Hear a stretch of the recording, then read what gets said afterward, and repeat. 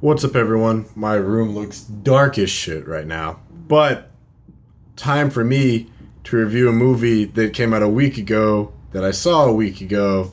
And originally I was going to do a reaction to Luke Cage and the new Doctor Strange, but I figured, fuck it. So, this is Suicide Squad. Spoilers incoming. I need a gangster to love me better. So, let's sum up the movie really quickly. In the aftermath of the death of Superman, the government gets really weary about all these new superhumans that would probably be cropping up, rightfully so, in the world. They need a countermeasure, so they figure, hey, let's get a bunch of Batman villains, a Flash villain, and a bunch of other ragtag random motherfuckers, and we'll have a crew assembled to be ready to fight the guy who shoots lasers from his eyes. Because humans can beat Crazy Laser Eye Man. You know, the one who snapped another one of his own species' neck. Anyways, in a shocking twist, the evil South American witch who stole a woman's body was evil and betrayed you the first chance she got. So Enchantress manages to escape and releases her brother in a plot to, you guessed it, take over the world. Of course! So we need the Laser Eye Guy Battle Squadron to team up, and under the forced guidance of Joel Kinnaman and Viola Davis as Annalise Keating again, to stop them. Now, what did I actually think about the film? I loved it. It was a motherfucking blast. I'm serious. I had a lot of fun with this movie, but I'll get to my problems with it in a minute. So, I'll run down through them character by character for the most part, the ones that at least matter. The best part of this film is the cast. Will Smith is Deadshot. He gave us a more return to his own 90s style. He was more the charismatic asshole Floyd Lawton. I remember some of the character from Arrow a little bit, but I don't know too much, and he was also in a couple Harley Quinn issues, so I'm familiar with the name. They changed some things, but I think it kind of worked for his performance here, so can't complain too much. Also, he had some pretty nice witty banter and commentary. Jared Leto as the Joker. I'll be frank. Whoever that man was with the green hair and grills was not the Joker in any capacity, but he gave an entertaining-ass performance. Whoever it was. I laughed just about every time he was on screen, and I actually kind of enjoyed him. Mind you, I really don't like the Joker as a character, and it's the things that make him work or the things I don't like about him. That doesn't mean he's a bad character, it just means I don't like the concept existing anyway. But that was not the Joker, in any regard, other than the hair and lipstick, maybe. But this Joker was more of a mobster. He wasn't nearly as creepy or manipulative as he has been in his lore at all. And there's a part with him and Harley at the Ace Chemical Factory when it gives us, Harley's flashback. And he actually lets her jump of her own volition when, she pledges her life to him or whatever the fuck. Held her close, then pushed her off into the chemicals and laughed on the way down. And then maybe thought about jumping afterwards just to make sure she didn't drown. That's just what would have happened. That's just more in his character. He's a mischievous prick who tries to find humor in everything. He's an asshole. A massive asshole. But he's not an idiot. But he's a dick. This guy, he was kind of funny. He had his moments. There's that one flashback near the end when Harley had her dream sequence and he turned into the guy from American Psycho again, the one that Kristen Bale killed. Ironically, the one time Batman did kill the Joker. But yeah. Margot Robbie as the main reason me and a whole bunch of other people even considered watching this movie, Harley Quinn. Yay. They didn't fuck her up. At least in my opinion. I think they really got down her characteristics of making her funny, sexy, crazy, the character that we know and love from the TV show and the comic books. And we even got a brief glimpse of her original outfit, which made me super excited. I damn near flew out of my chair for 3 seconds. It was the Alex Ross painting. A lot of people are familiar with that. And I do want to see that outfit come back when we do get that Batman solo movie down the road. So, you even get really proper allusions to her being a psychologist. When she straight up pulled a mind trick on Enchantress, it was predictable as fuck, but they got it right. Making them think that she was going to betray them, and hell, even getting Enchantress a little kind of wrapped around her finger for a brief moment. And then, obviously, pulling out the sword and slicing her in the tit. Something Harley would do. She's not stupid. Here's the thing, that just because she's ditzy, it's an act. Read her books, it's an act. She's not stupid. Graduated top of her class for a reason. Her accent, I feel, it wasn't as full as it usually is. Harley has a very distinct accent when she speaks. And you can very much hear it when Margot's in Wolf of Wall Street more so. But besides that, I still loved Harley overall in the movie. Hell, for a brief attosecond, I felt that weird, stupid chemistry that people can see between Harley and that not Joker that so many stupid people try to aspire to have, which they kind of got the relationship right. Whatever. On to Rick Flag. I honestly don't know much about the character. I've heard of him before. I think I've Google searched him a couple times way back when I first heard about the Suicide Squad. I don't know if he was comic book accurate, but I liked what I saw.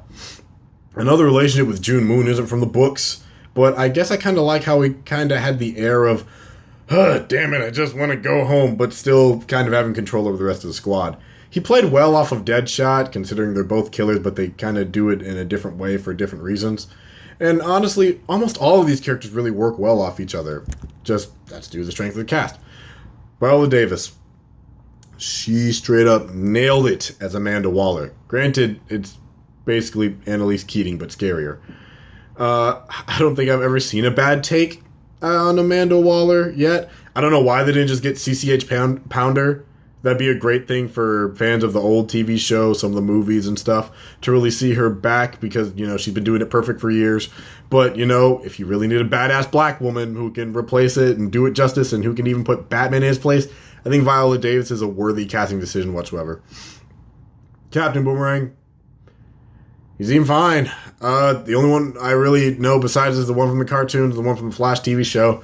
I don't know how you fuck it up. He's just kind of a dick part of the time, and he likes to mouth off. I heard Jai Courtney usually isn't that good of an actor, but he did pretty well in this part. I just don't think they gave Boomerang much to do, and that's one of the issues, is a couple of characters didn't have that much to do, and they weren't expanded upon that much. El Diablo, on the other hand, I really liked him. I think he had a full arc when he was introduced, kind of seen more as a pacifist, but we see into his past. Fire ruined his life. His powers ruined his life. It got him in the position he was in now, and he kind of chose that. And watching him go from a man who run the streets and loved his family to a man who lost the streets and his family. And I like the part where Harley comes in and we go to accept him, and he has to accept the fact that he's a bad guy with a bad past. He has to own that shit and move forward. It's not a bad past. It's not a bad lesson. We all make mistakes. Watching him start off pretty quiet, but growing literally into a boss killer near the end. So, I liked El Diablo. He was pretty cool. Killer Croc. Man, I wish they gave him more to do. Hours and hours of, actual prosthetic. They put in all that work. And he's basically the Groot of the movie. He has, a couple good lines. I like the BET line. The "Nah, girl, I'm beautiful" line. That was pretty funny. He looked cool. Even in action, he looked cool. I want to see what the Croc could do. But I wish they gave him a little more attention on the squad. Same thing with Boomerang. Same thing with Katana. That was one of the weaknesses of the movie. Is that some of the characters didn't get enough to do. They worked well with each other, but they didn't get enough. You could really tell who the front runners of this film were. Enchantress. Man, I don't even know. So much happened with that character, but it was really scatterbrained how they dealt with it. I thought it was kind of fun to have her as a villain because they kept showing her as a member of the squad, but we never really saw who the villain was for the film. But, she's a witch and she looked at dusty and swamp musty as hell, so I guess you could kind of do that. I didn't like the fact that her plan was another shoot beam into sky and throw mooks at team.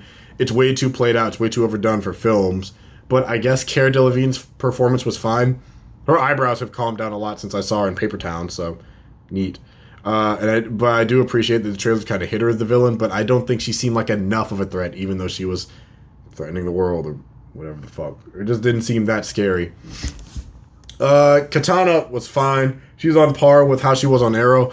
Arrow gave a lot more character to her, so we really couldn't connect to her in this film as much as usual. They gave her a couple lines, a little backstory about her and the sword and the soul stealing and her husband and everything. But, other than those couple of lines of exposition, they didn't give her much. So that kind of sucks. Her costume was dope, though. It was pretty comic accurate. Slipknot. Fucking useless. And I knew he was dead the minute he stumbled out of that truck. He was fucking dead on arrival. You saw no promotion for him. He got no backstory in the film. He was literally introduced to die. He's like KG Beast from the Assault on Arkham movie. So, he didn't get shit to do. And, Ike Barinholtz was there. For some reason, Scott Eastwood was there. For some reason, and Common was there. For some reason, they was just kind of WB throwing money away on these named actors that people were suspecting were going to be someone important down the road. But no, they show up, got a couple lines. That's it. It's a waste of money. It was a waste of money. It really could have been filled by anyone, extras, anyone else. No, they just. Okay, let's just go into it right now. What sucks about this movie? Oh boy. All right, first off, some of the effects in this movie need to run through the computer just one more time. There's a scene where the city is on fire behind Boomerang. There's another one when they first arrive in the helicopter and it overlooks the city. And it looks out the window. And when Harley's almost got into her act, Harley is falling off the building, you can tell where the green screens are. You can see the kind of fakey effects. And it's really jarring for a couple seconds. You can really tell where that green screen is. And you know, it happens in other movies. It happens in like Civil War and shit like that and Batman v Superman. But it really does pull you out for a couple seconds, like to throw you back in. I mean, you get invested well enough because of the character's merit alone, which that's a good testament to them, but it just needed like a couple more cleanups and After Effects is all I'm saying. The story here. Ugh. So the story plays out straight up like a video game. It was like part right near the end, it just hit me, and I'm just like, this is a fucking video game. It would have made it great. It probably would have made a pretty fun game if you did it that way. But that's what kind of, it doesn't translate well to film. You want to know how it works? Let's run through it. You introduce all your team members. You select your weapon. You select your costume, probably a variant of the original. Then you grind. You battle mooks. Maybe lose a party member or two. Work to the boss. You beat the boss. It has like a weird gimmick to it too. First you fight it head on. You fight the mid-boss. It poops around a little bit, and then you get that final slash in the After Effects, and then you claim the reward. Beat for beat. That's the whole film. But they don't do anything fun with it. That's the issue with it. So they should have had those mooks maybe be people they know. I don't know. Maybe have like Deadshot's daughter or his ex-wife or someone get infected. Make us really give a shit as to what's going on. Oh, and you can tell this movie was chopped in editing. I've been talking about it with the guys over at Hybrid. But there are a lot of production scenes that were cut, like the scene of Harley actually holding a gun to the Joker's head, and another one where he slaps her. The line, "I hope you got insurance," that we see in a lot of the commercials. It's just not in the final product. And that just kind of sucks. And I know DC got really scared due to the reception of BVS, and they wanted to go back and really Guardians of the Galaxy up this movie to try and draw more people in the crowd. And it kind of worked. The thing is that although the tone and the character interactions, were very different in the original trailer way back in San Diego Comic-Con of last year, that doesn't seem like the movie we were getting at all. This movie was very much fun. And I'm really curious to see how dark Suicide Squad would have gone. BVS tried to make as much of it as they could have. They tried to save it. They tried to salvage this film with all they had. And they chopped it and chopped it and chopped it and took away what David Ayer originally had planned for it. And that's the problem.